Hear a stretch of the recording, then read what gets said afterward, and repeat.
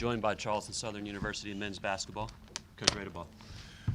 First, congratulations to Mike in Radford. Classy outfit, classy coach, a great friend of mine, and a true competitor. I love competing against him, and we've had battles over the years that have been really good. And tonight was one of those until the last 8 minutes. So congratulations to him. I think the world of him and the way he runs his program, and I like competing against them. Very difficult last 8 minutes for us. It's really, really hard to compete against that type of pressure with 6 guys. But I couldn't be prouder of this group. I hope I can convey that in the words I say about them.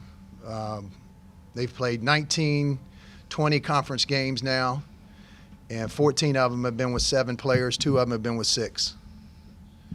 And they have never backed up. They've won, they've competed, they've been in most games.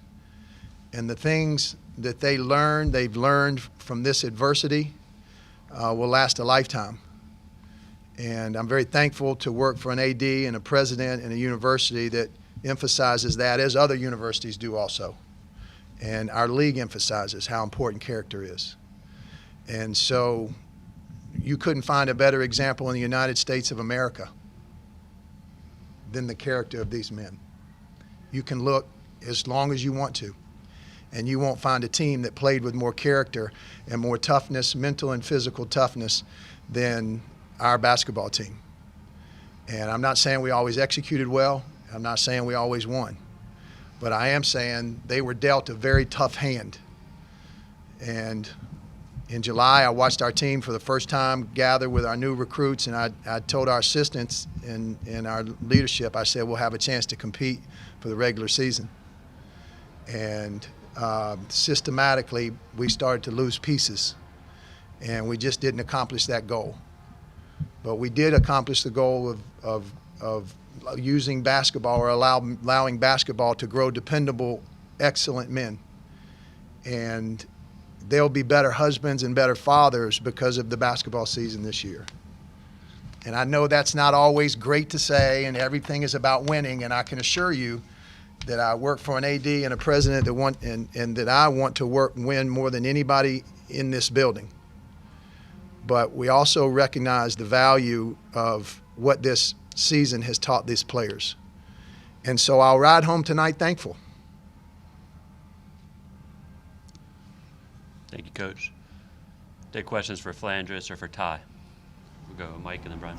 Flanders, with Carleek, you guys kind of in the second half basically had each other most of the time, and you scored 9 straight, then he answered back. What was it like kind of going against him? Both all Big South first-team players seemed to kind of fuel each other almost with kind of how you guys were both taking the game over. Yeah, that's my guy, man. We as soon as they announced that he was Player of the Year, I sent him a quick text. I congratulated him. I mean, it's all competition, man. We both wanted to win so bad. All love for him. He's a magnificent player, very crafty, and I know he has the same respect for me. So all it was competition, man. It's all love from me to him all the time. Flanders, describe the mentality of this team. 4 of you guys played 40 minutes tonight. I mean, there were a lot of nights like that over the last month or so. Like Coach said, this year we'll never forget. This year is hardening us more than anything. We didn't think Ty could play 40 minutes, but he did it today. So, man, like he said, it's going to harden us for the rest of our lives. Not even talking about basketball, but 40 minutes every night it's hard, but I mean, you want to win as bad. Like he said, we want to win more than we want air, more than anybody in this building. And it was just hard that we lost. We couldn't do nothing about losing our players, our guys, our pieces. So whatever we had to do, whatever it took to win, I know we wanted to do that. So 40 minutes was nothing. Other questions for our student athletes? Great, Flanders, Ty, thank you. Thank you. Take questions for Coach Ready to ball.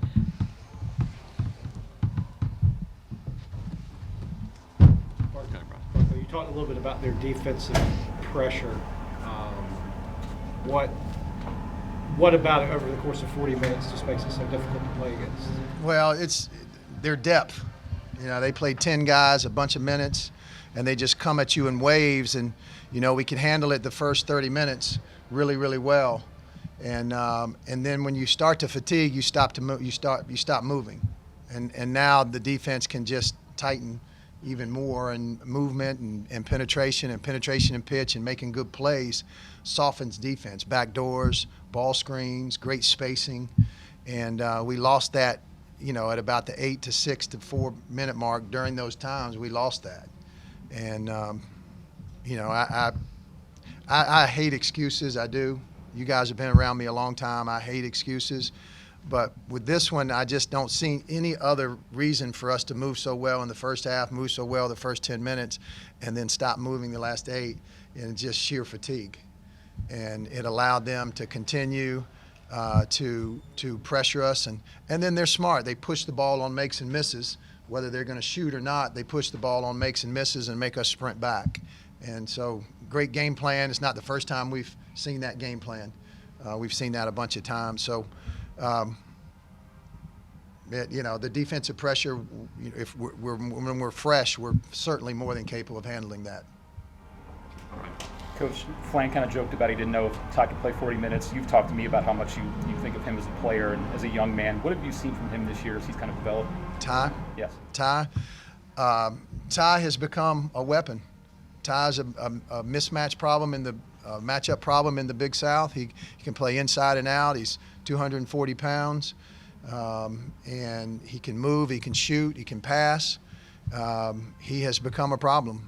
And I've learned so much this year, guys, through this. You're forced to learn. And one of the biggest things I've learned that I'll try to incorporate into the rest of my career is allowing guys to play through mistakes. I mean, these guys got better. Ty Jones was able to play through some mistakes, and Dede was able to play through some mistakes, and they got better. And, you know, we've always kind of been tough on them defensively and push them, and they've had to work their way through some of those things, and they've become better players. I'm proud of Sedarius.